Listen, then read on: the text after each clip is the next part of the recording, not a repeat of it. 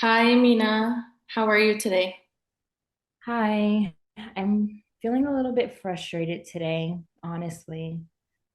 Okay, can you tell me a little bit more about that? Why are you frustrated?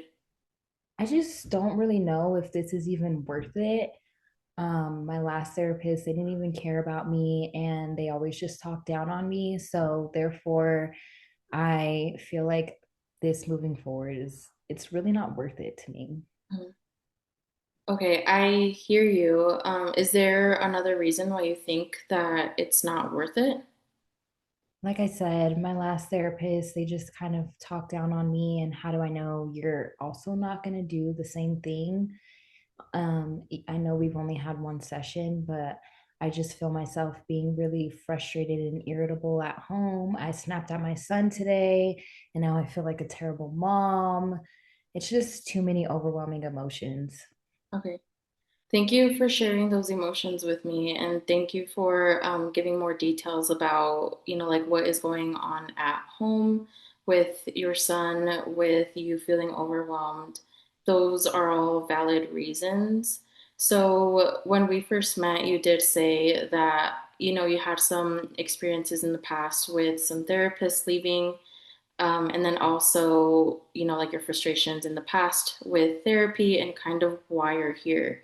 So I do appreciate you being here and keeping your appointment with me, even though you think that this is not worth it. So I do want to commend you for that. I think you did a really good job of being present today. So again, I just want to commend you for that. I do want to say again, because you are here, when we first met, you did say, I want to be a better parent. I want to improve my coping skills. That's why we're here. So I do want to say that you being here are good next steps and you're taking the right steps. And it doesn't make you a bad mother. You're trying as best as you can.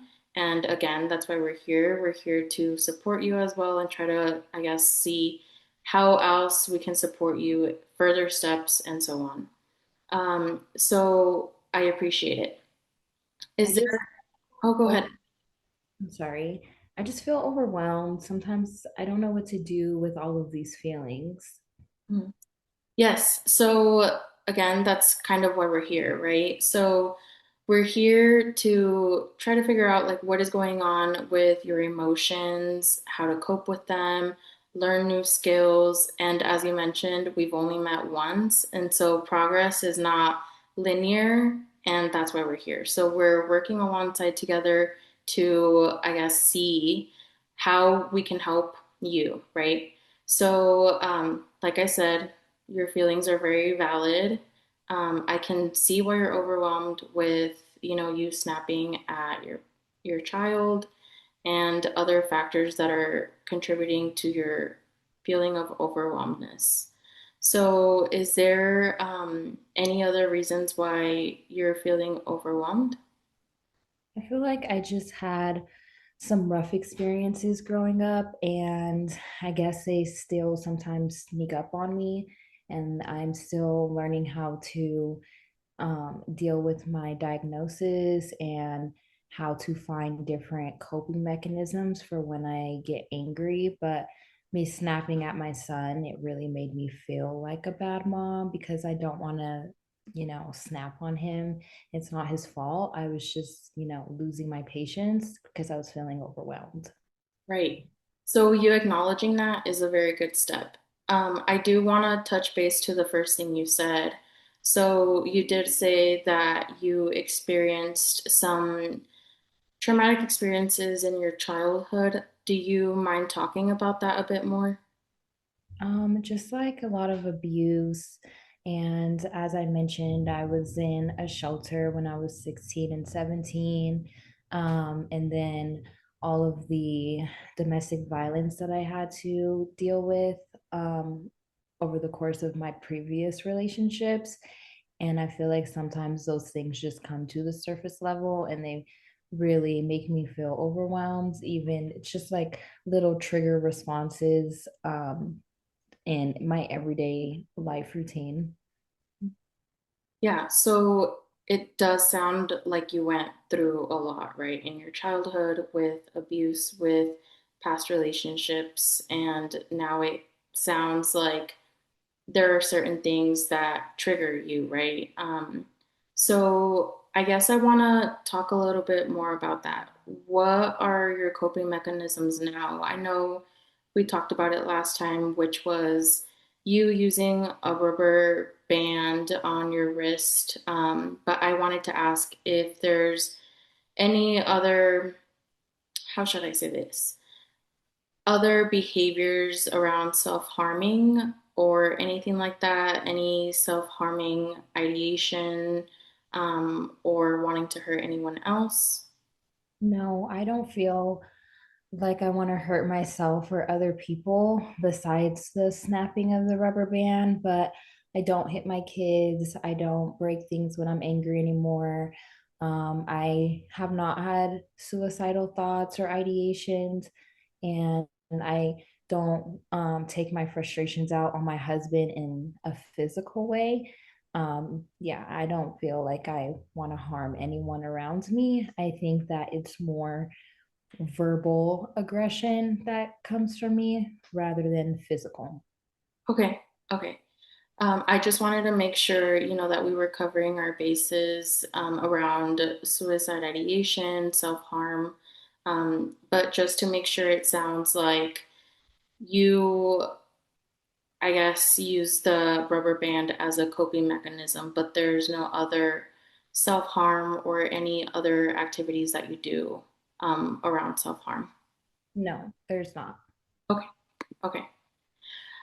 So another thing that I wanted to ask around your childhood experiences, I know you mentioned the rubber band, but is there anything else that helps to calm you down when you're feeling like the triggers are starting to come up or anything like that?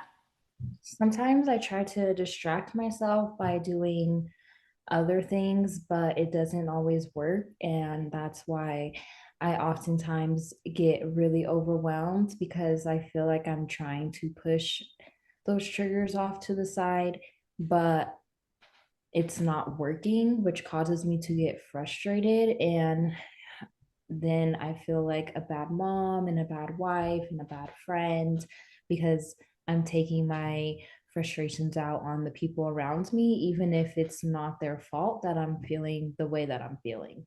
Sure. Okay. Yes. So I hear what you're saying.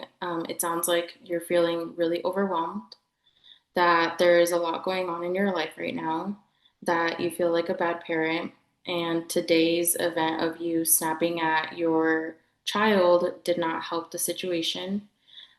Like I mentioned before, I do want to say that you are making the right steps. Feeling overwhelmed is pretty understandable with what you're going through and the experiences that you went through. But this is why we're here, right? To help support you. And in doing so, I do want to bring up in maybe creating a plan. Like, how are we gonna help you, right? So, is that like creating a plan around the triggers, around support? What are your thoughts? I think that creating a plan would be really beneficial for me, just so I can prevent outbursts and fits of anger in the future when it comes to the people in my life. And then I don't come in here and feel really overwhelmed and sad about the way that I lashed out. So if we can create different ways, different coping mechanisms, I think I would be open to that. Okay, yes, for sure, we can do that. And thank you for being open to the idea. I think this is a very good next step. And again, glad that you're very open to it. Glad that you're opening up in sessions as well. And like I said, you're doing the best that you can with, like what you've experienced and what you want out of this. So again, I appreciate it. And I think that is it. I will follow up with you on the next session and we can get started on that plan. Okay, that sounds really good. Thank you so much for your help. Okay. Thank you. Have a good one, Mina.